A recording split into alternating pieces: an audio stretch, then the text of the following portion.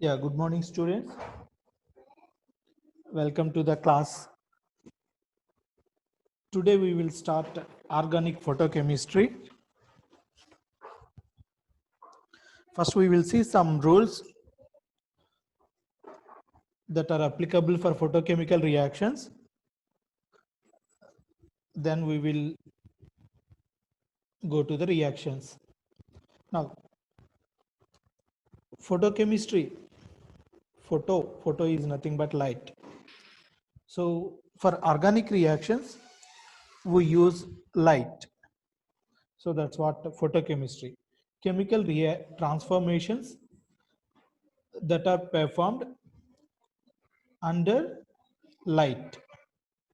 So light is used for chemical reactions. Below 200 nanometers, the radiation is mostly absorbed by air, vacuum, and oxygen. So not only that, below 200 nanometers, many organic solvents will also absorb the radiation. So generally, we don't use below 200 nanometers range. We use the useful spectrum starts from 220 nanometers. So when we say photochemistry, mostly we apply UV visible light. So we apply UV visible light for photochemical reactions. So up to 200 nanometers, the radiation may be absorbed by air, vacuum, and solvents. So generally we avoid radiation from 1 to 200 nanometers. So what we use is we use the radiation from 220 nanometers and above. So when we buy the photochemistry unit, that means the photochemistry instrument itself, so we will have some bulb, UV visible light source. So that means the frequency of the unit is fixed. Okay. Now, the possible or the observable electronic transitions above 220 nanometers are N2 pi star transitions and pi 2 pi star transitions. N2 pi star transitions will be observed whenever we have a carbonyl, and pi 2 pi star transitions can be observed when we have alkenes or alkynes. So if we have a pi bond, we can observe pi to pi star transitions. So under photochemical transitions, the possible, under photochemical conditions, the possible electronic transitions above 200 nanometers are N2 pi star transitions and pi to pi star transitions. Of course, we have seen these electronic transitions, different electronic transitions that are possible in organic compounds. N2 pi star, N2 sigma star, pi to pi star, sigma to sigma star, sigma to pi star. So we have seen all these transitions in a UV visible spectroscopy, and we come to know why N2 pi star and pi to pi star transitions will only appear about 200 nanometers.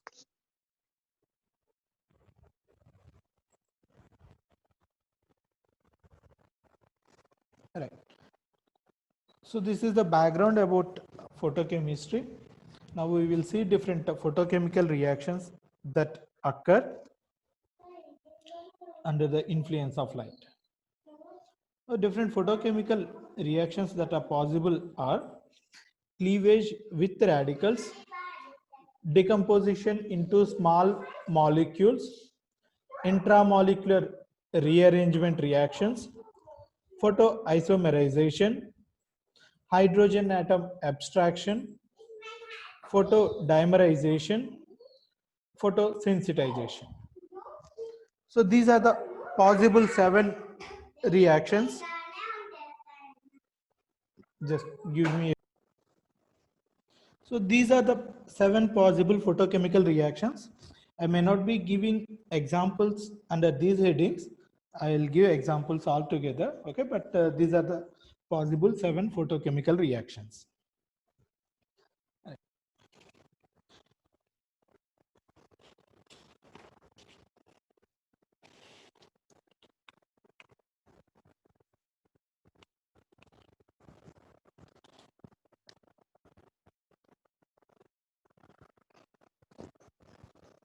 Now, when we pass light onto a material, for example, organic compounds, then different electronic transitions are possible from ground state to the excited state.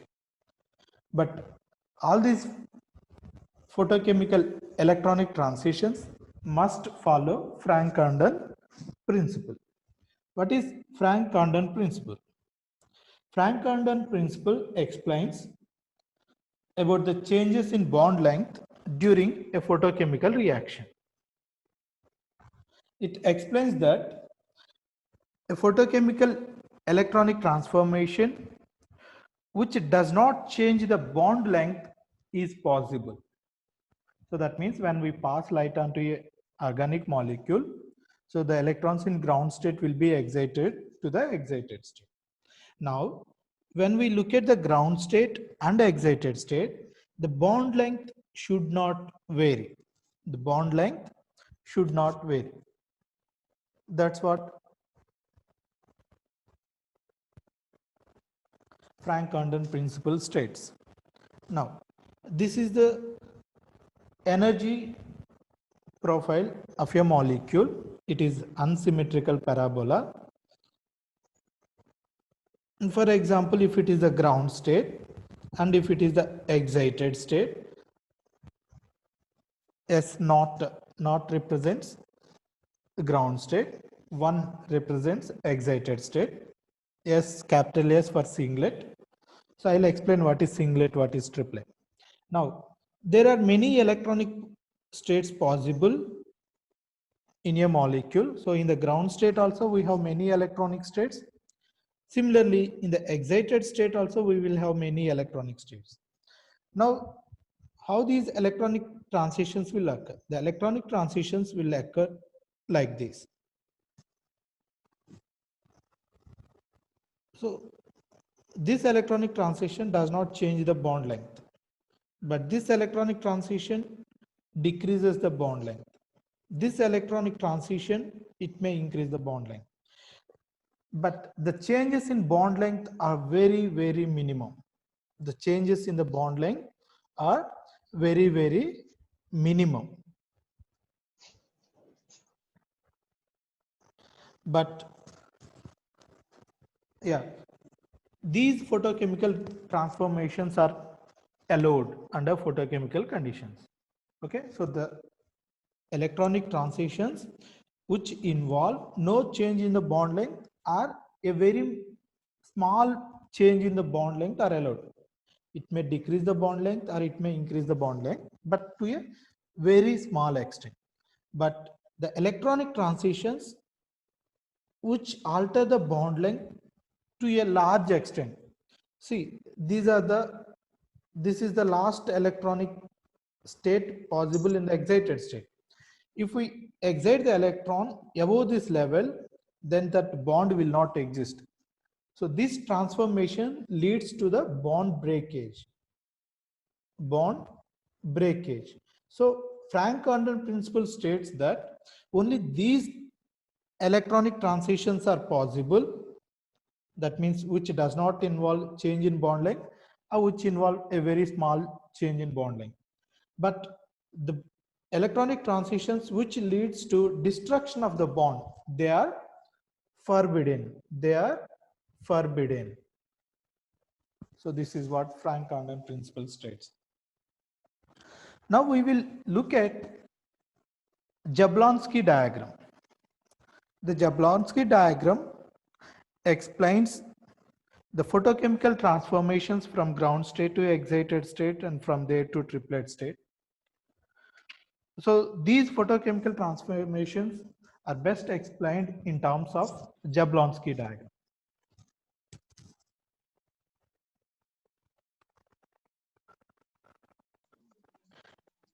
Yeah, you can take the notes afterwards. Okay.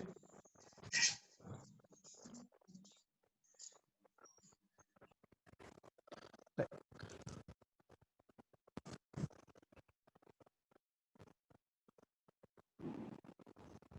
As I said, this is the molecular energy diagram of a compound.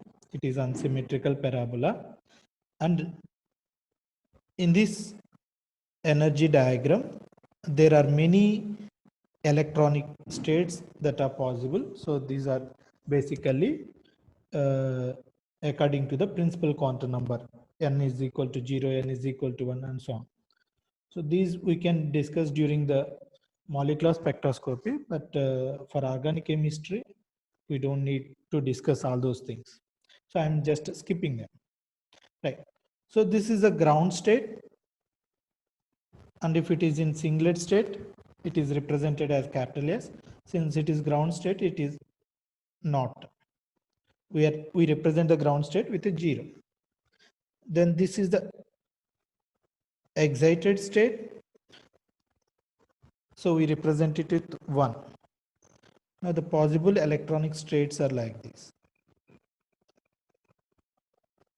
Now, when we pass light onto this molecule, then an electron from the ground state will be excited to the highest level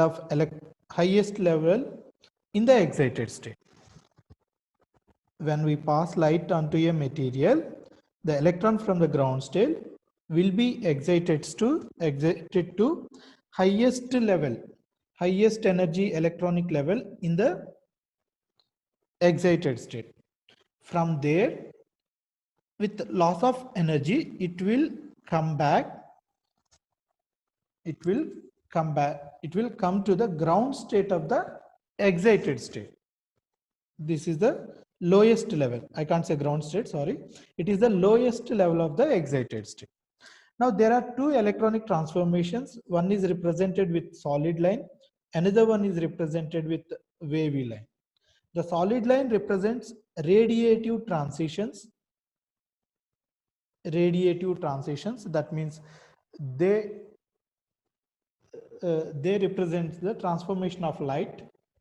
The wavy representation, it represents non-radiative transitions. That means transitions which involve the other than light energy.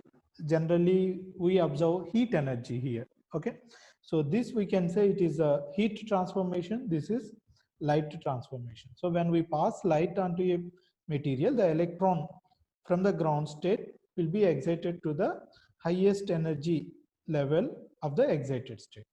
From there, it will come to the lowest level of excited state. So here, from the higher state to lower state. So this transformation is called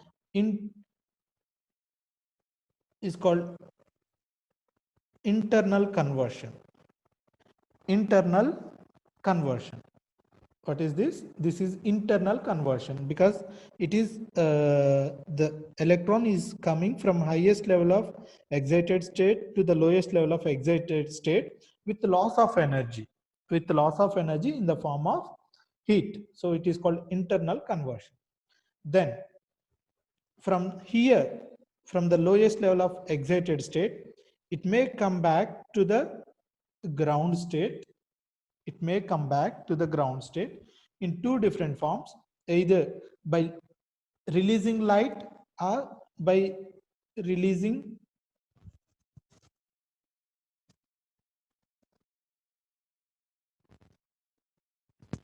guys, do you hear me?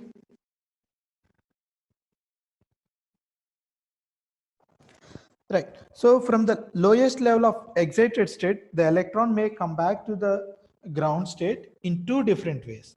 One is through the loss of radiative energy. Other one is through the loss of thermal energy. If it is coming to the ground state with loss of thermal energy, we will see a little bit increase in the temperature of the system. But if it is coming to the ground state with the loss of light, then it is called fluorescence. It is called fluorescence. You know, the lifetime of fluorescence is very, very less. Generally, this is excitation. The intersystem crossing will be, internal conversion will be around 10 power minus 11 seconds. Fluorescence will be around 10 power minus 8 seconds. So it is of very, very less time. Yeah, when we pass light onto a material, then the electrons in the ground state will be excited to the highest level of excited state. Then with loss of heat energy, they will come to the lowest level of excited state. That is what is called internal conversion. Now, from the lowest level of excited state, the electron will come back to the ground state in two different fashions.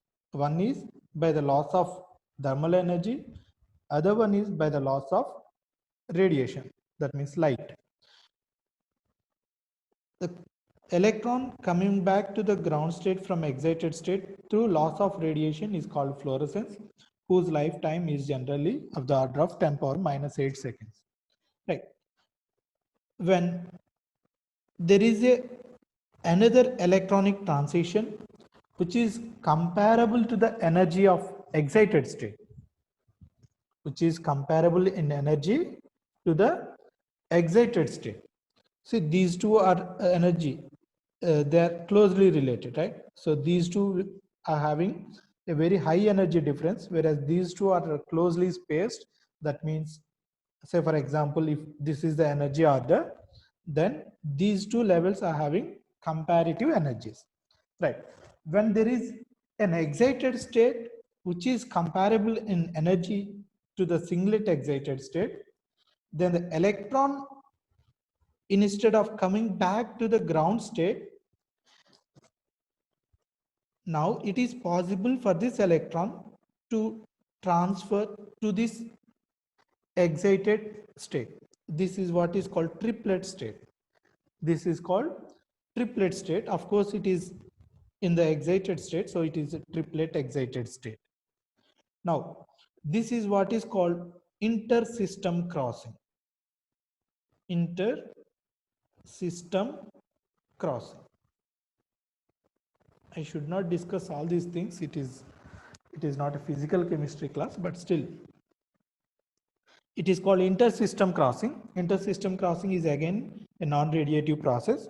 Then from the highest level of triplet state, it will come back to the lowest level of triplet state. So this is called internal conversion. Internal conversion.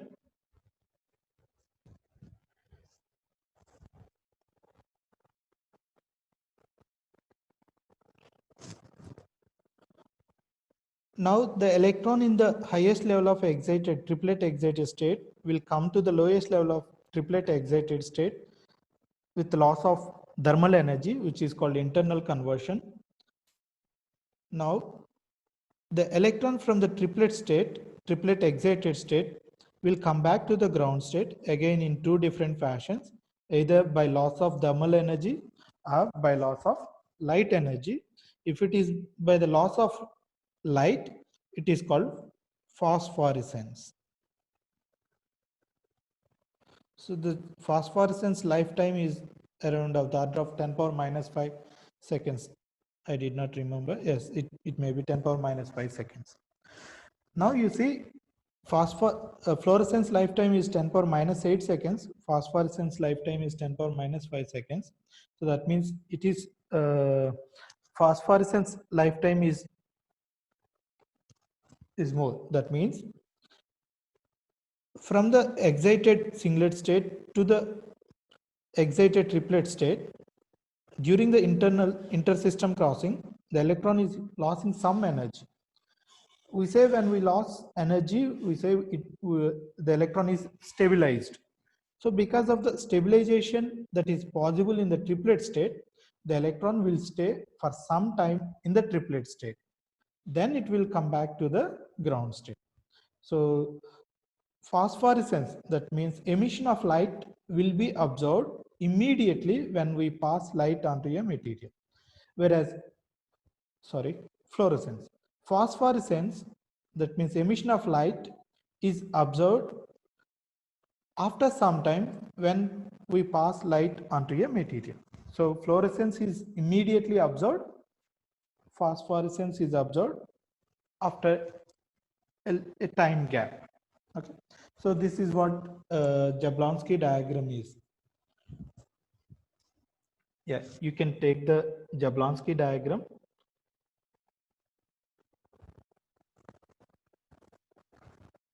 Right. What is this singlet and triplet states? When we have paired electrons, when we have a pair of electrons, you know, the spin of these electrons is one electron will have plus of spin, another electron will have minus of spin. So the total spin, that is what is called spin quantum number, is equal to plus of minus of. So altogether it is 0. This is the total spin. Now the 2s plus 1 becomes 2 into 0 plus 1, it is nothing but 1. So this is what is called singlet state. 2s plus 1 is the electronic state.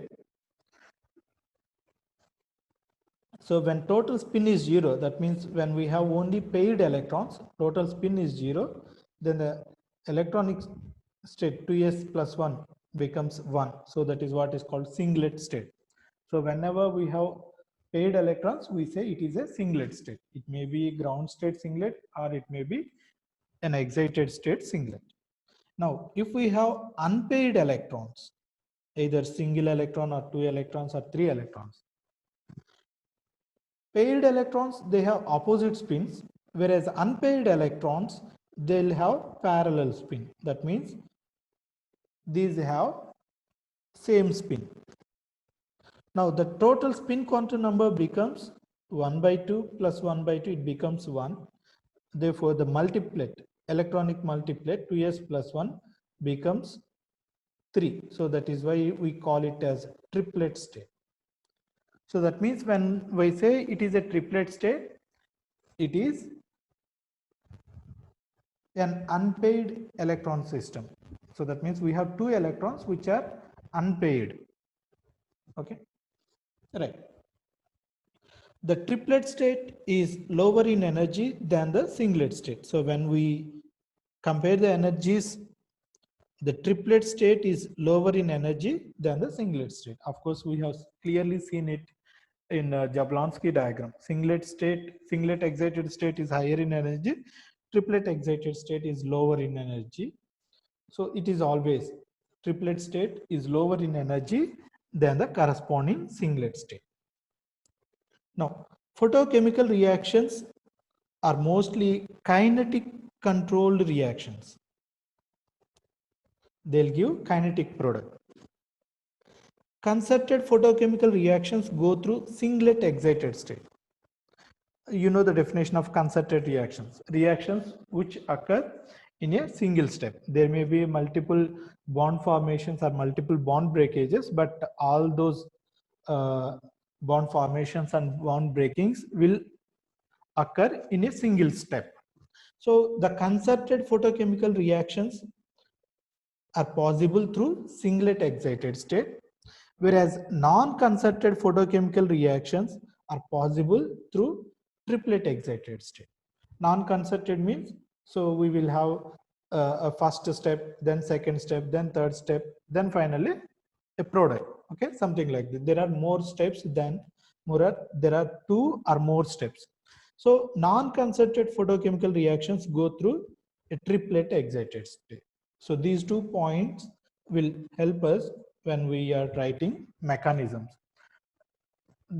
We can easily predict whether it is a concerted photochemical reaction or a non-concerted photochemical reaction when we look at the product.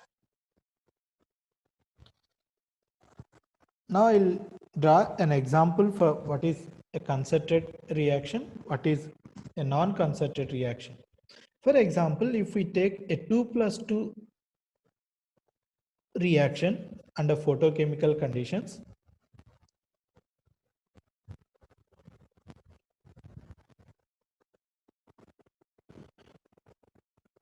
the product is it is a 2 pi system.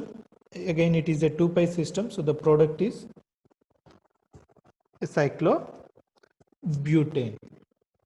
Then if it is a concerted mechanism, then we don't have any transition state or intermediates. There will be no intermediates. There may be a transition state, but no intermediates.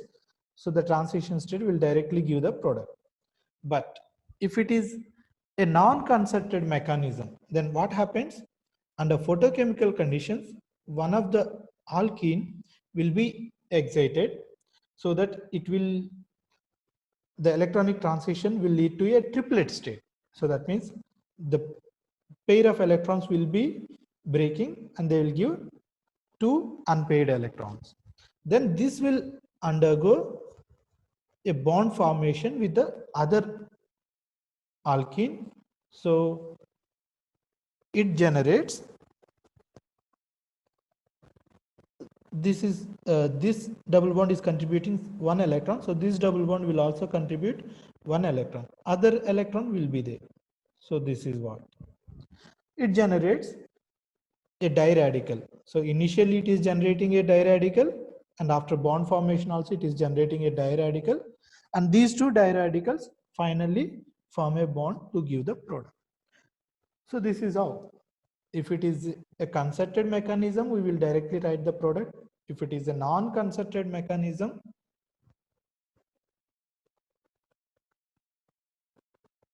then we will write each and every step with the possible intermediates.